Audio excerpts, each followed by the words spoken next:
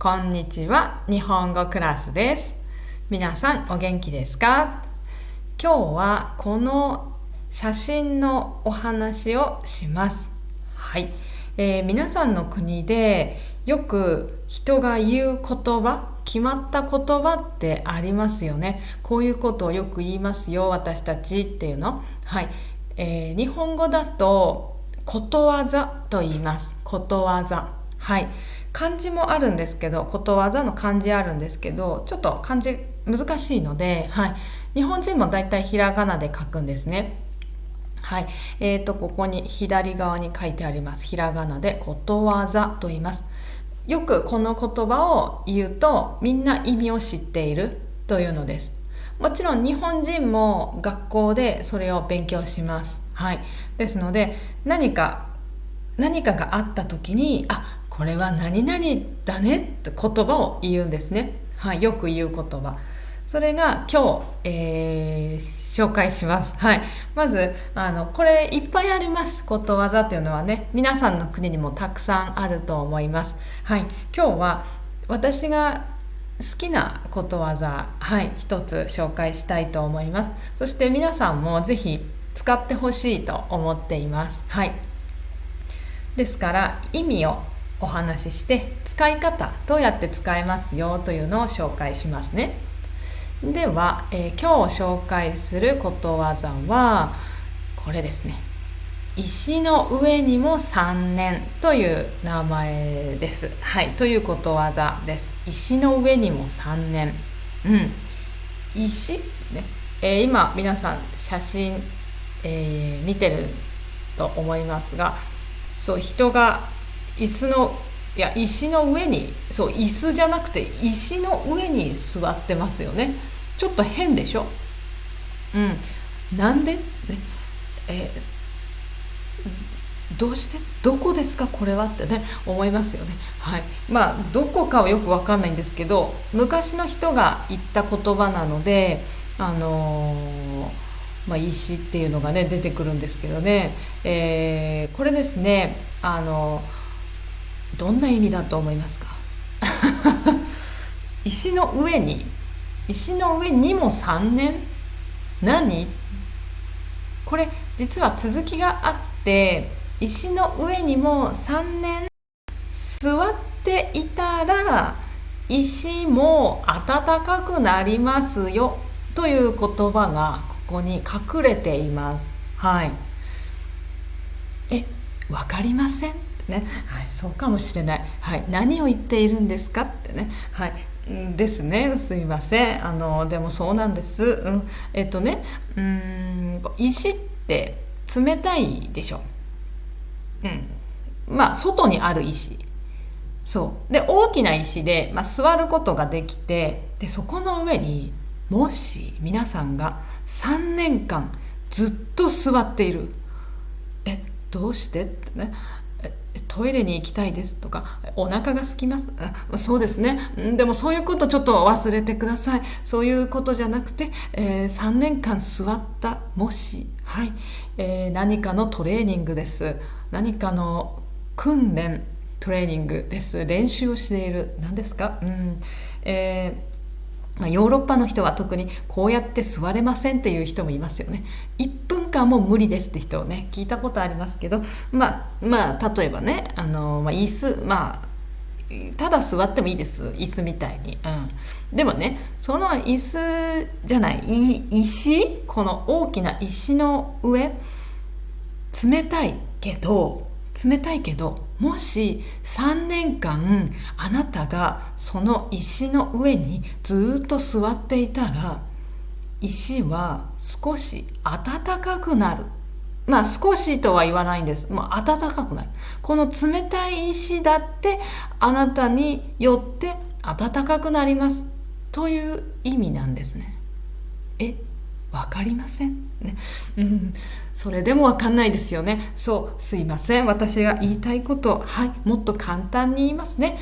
これね、石という冷たいところに長く座っていれば、最初は冷たいけど、だんだん暖かくなって、座りやすいですよね。暖かい方がいいですよね。冷たい椅子嫌ですよね。嫌でしょ。そうやって長い時間をかけるといい結果がありますよという意味なんですね。この石の上にも3年っていう言葉。はい。もうちょっとちゃんと日本語見せます。例えばこれです。石の上にも3年の意味は、今日ちょっと言葉書いてありますね。ポッドキャストですが、ちょっと見たくないって人は見なくていいです。でも漢字の勉強したいって人はどうぞ一緒に見ましょうか。ここに書いてあります。牛の上にも3年の意味は、我慢強く耐え忍べば必ず成功する。はい、という意味です。もう一回読みます。我慢強く耐え忍べば必ず成功するです。はい。言葉難しいですね。この説明もわからないですってね。ですね。でも JLPT の勉強 N2、N1 勉強してる人は、ちょっと今一緒に勉強しましょう。これぐらいわからないとちょっと試験ができないですよ。我慢強くというのは我慢するですね。知ってますね、意味。我慢を強くする。我慢強く耐え忍ぶ。耐えるというのは、同じです。我慢するってこと。そのままずっと諦めない、やめないで続けるってことです。我慢して続ければってこと。我慢して続ける。忍ぶというのは難しいですね。これ N1 レベルです。忍ぶ、似てます。これも我慢すると同じです。やめないで続けるってこと。だからここはもう我慢して我慢して我慢続ければと書いてある。ただそれだけです。ずっと我慢して続ければ、何か大変なことも我慢して続ければ必ず、絶対ですね、必ず成功しますよ。成功する、知ってますね。サクセスです。だから何か大変なことがあっても、あなたがすぐにやめない、すぐに諦めないで続けてみると、そうすると結果は成功しますという言葉です。はい。で、この下にさっきのね、石の上にも3年の言葉、詳しく説明が書いてあります。読みます。冷たい石の上に3年座っていれば石が温まってくる。はい、そうなんです。意味は、最初は辛くても長く辛抱していればやがて報われる。報われるは難しいですね。 N1 レベルです。はい。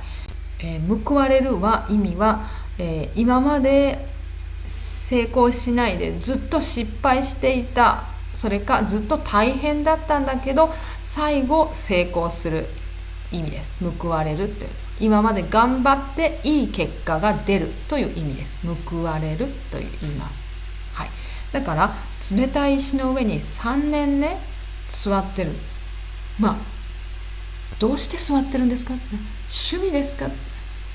学校行かないんですか？会社行かないんですか？ちょっと思いますよね。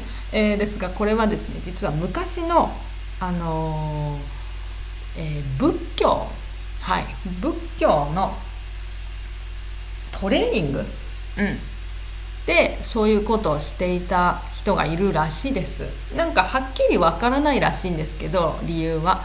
でも今じゃなくてね、インターネットとかないですよ。昔ね、よく仏教のアジアの中国とか、どこですかね、インドとかかな、はっきり分かんないんですけど、山の中でトレーニングしてる、そういうのありますね、仏教の人たちね。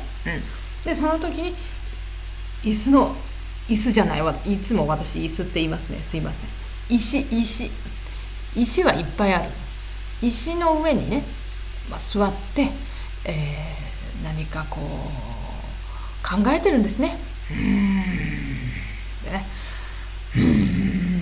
何か分かりません。はい。実はお腹すいたって考えてるかもしれない、わかんないですけど、3年間座ってみましたと、でそしたら冷たかった石が暖かくなってきたな。これは自分が頑張って、我慢したいい結果だということで、そこから言葉が来てます。最初は大変で辛くても長くそれを我慢していれば、辛抱、これも N1 レベルですね、辛抱も我慢するの意味です。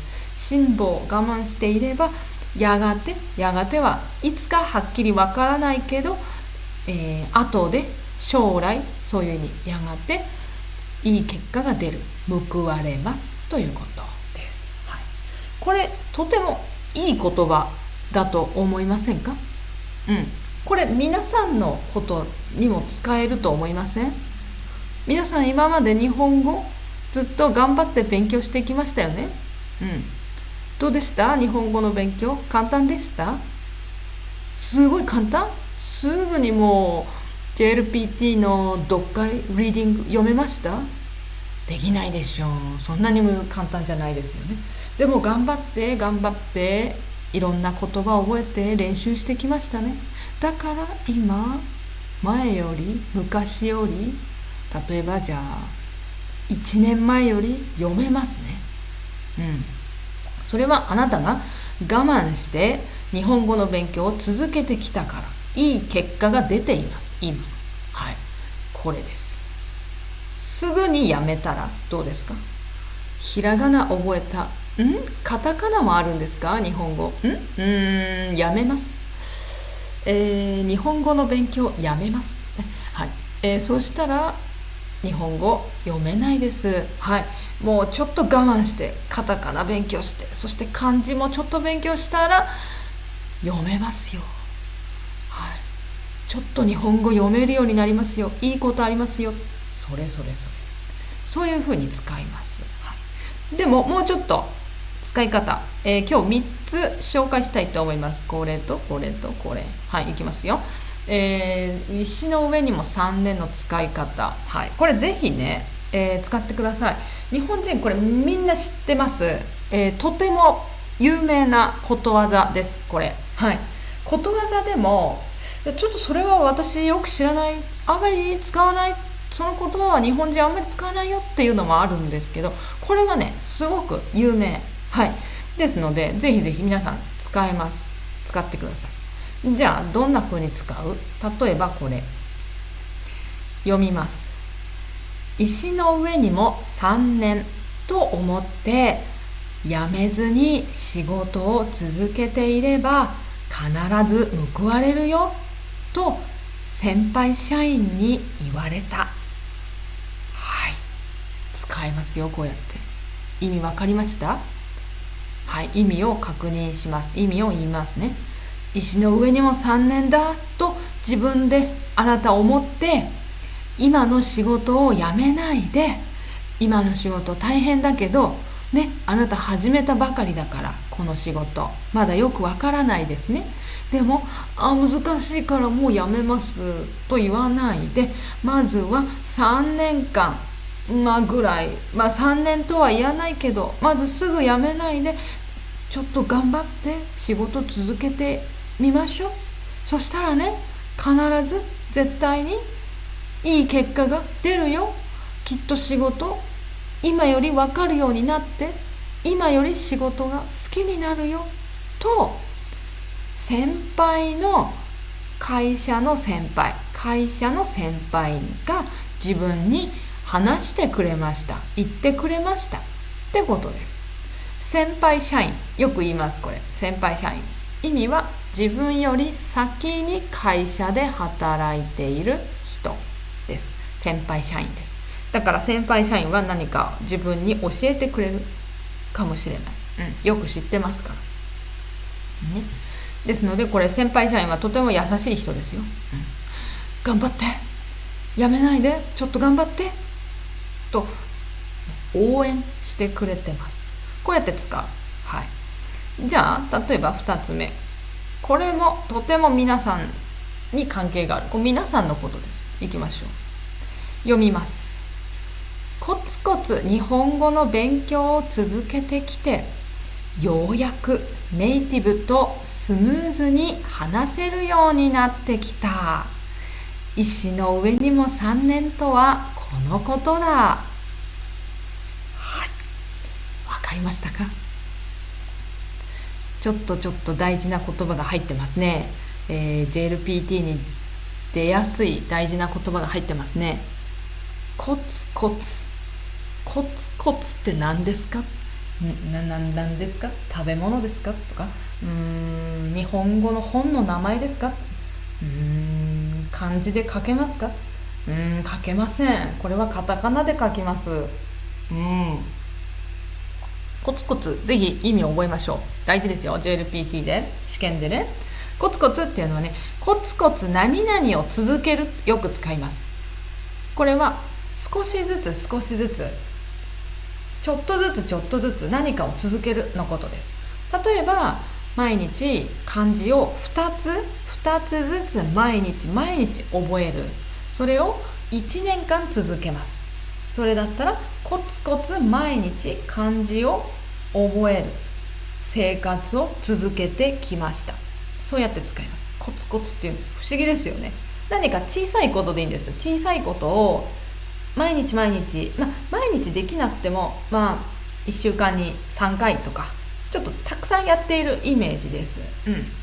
1ヶ月に1回はちょっとコツコツとは言えないかな。コツコツお金を貯めるとも言います。少しのお金でいいんですけど、毎日じゃあ100円をいつも貯金してるとかね、コツコツ100円の貯金が貯まって10万円になりましたとか言います。そういうのね、コツコツで、ここではコツコツ日本語の勉強を続けてきた。いいですね。日本語の勉強を毎日、少しずつ続けてきた。やめないで続けてきた。いいことですということ。そしたらようやくは最後にですね、ネイティブとスムーズに話せるようになってきた。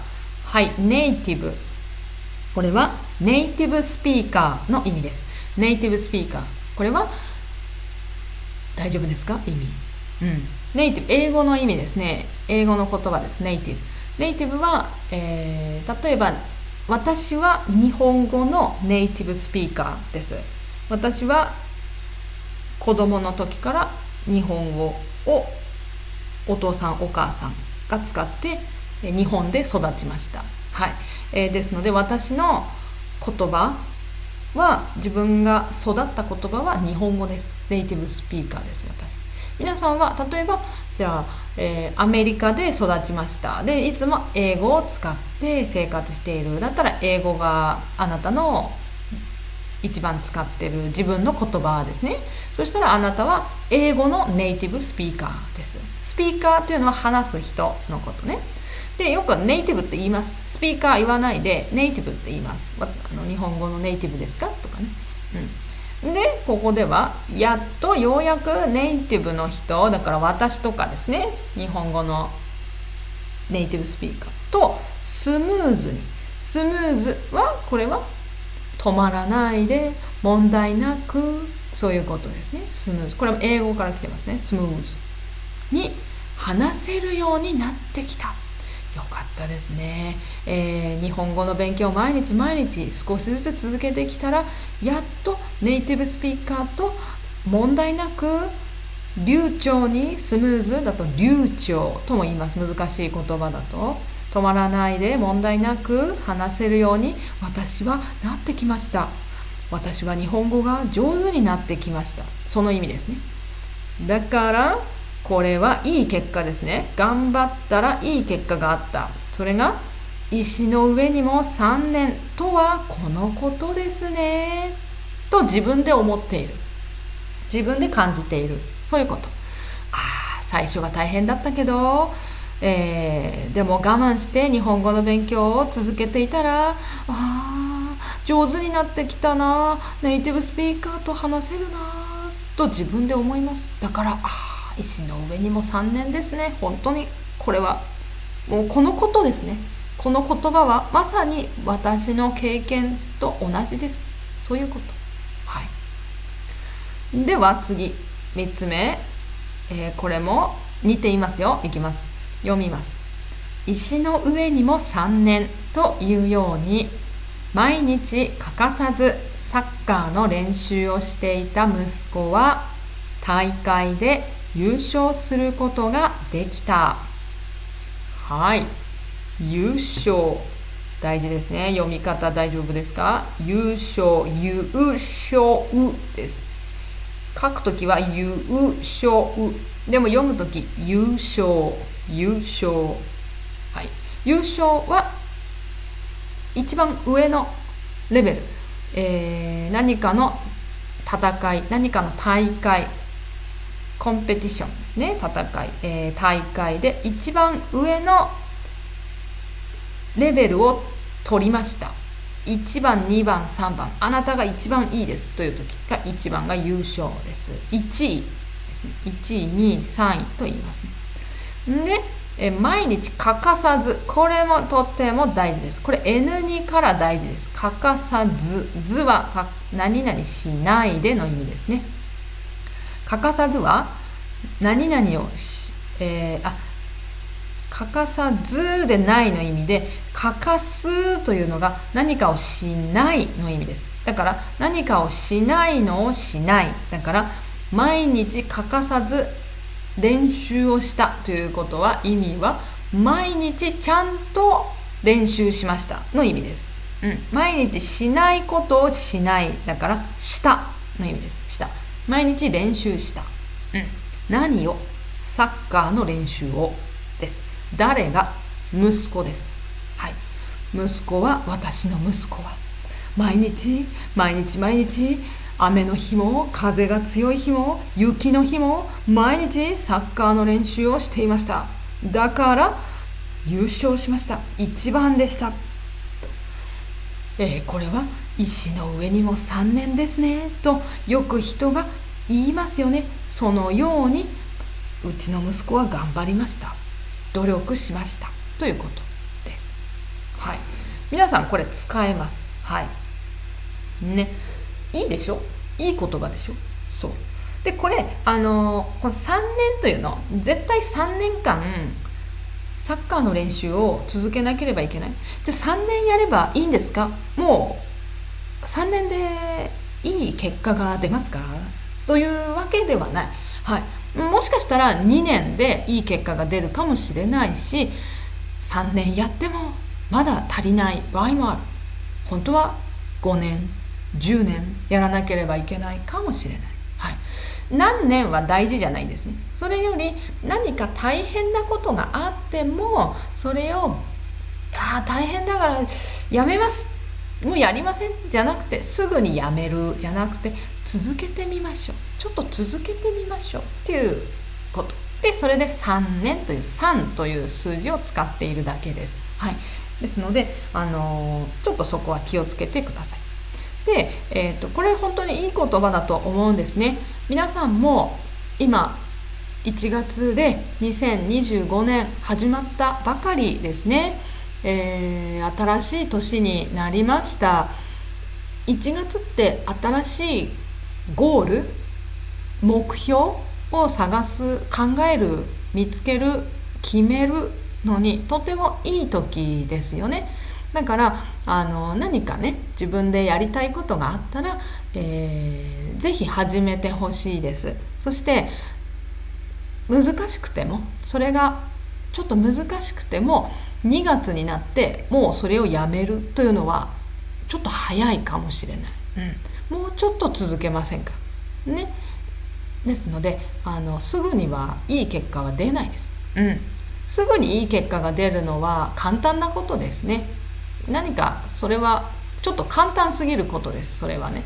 だからちょっと難しいことをぜひやってみて続けてみましょうね。ということで続けるとまた新しい世界が見えるはずなので、ぜひ続けてみて、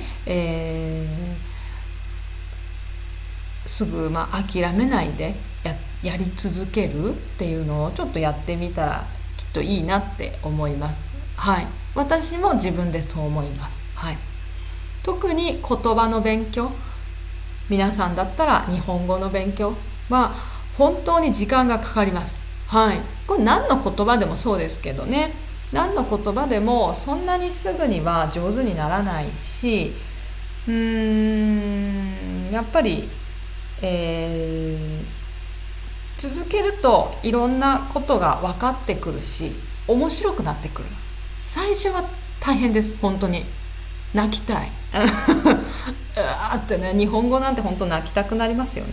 だけどね、ぜひね、ちょっとでいいから少しずつコツコツです。コツコツ、さっきのね、コツコツ日本語の勉強を続けてくると何かいい結果があるはずです。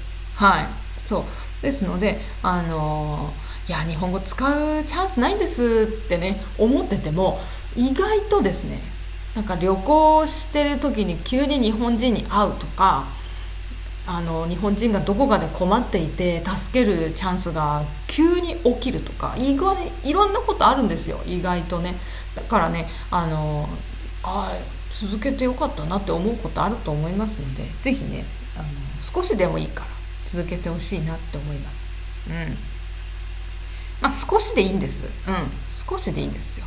大変1回でボーンってやると続かないからね。ですので、ぜひ皆さん石の上にも3年、何でもいいです。料理の勉強でも、漢字の勉強でも、サッカーの練習、バスケットボールの練習、何でもいいです。何でも、本当に掃除が上手になるとか何でもいいです。続けてみる、おすすめです。とてもいい言葉です。私は好きです。きっとみんなの国にもありますね、この言葉ね。石の上じゃなくてなんか別の言葉言うかもしれない。あと3年じゃなくて何年ですか、みんなの国だと。ちょっと言葉違うかも。ぜひみんなの国だとこうやって言いますよっていうのをぜひ教えてください。いつもそういうメッセージ嬉しいです。楽しく読んでます。はい、待ってますまたね、こういうことわざをやりたいと思ってるんですね、今年ね。実はもう一回やったことがあります。それはやぶへびということわざをやったことがあります。これもですね、とても面白い。はい、やぶへびはね、今年日本の、動物干支と言います。12個の動物が毎年順番で順番が来るんですけど、日本は今年はヘビなんですね。ヘビ、スネークを使った、このヘビを使ったことわざを紹介しました。やぶヘビと言います。これ知らない人ほとんどだと思います。多分皆さん知らないと思う。これレベル高いから。ぜひね、特に N1 とか勉強してる人はぜひこれ見てみてください。きっと勉強になると思います。使い方も紹介してます。やぶヘビです。やぶヘビだったっていう、って使います。何ってね、何それ。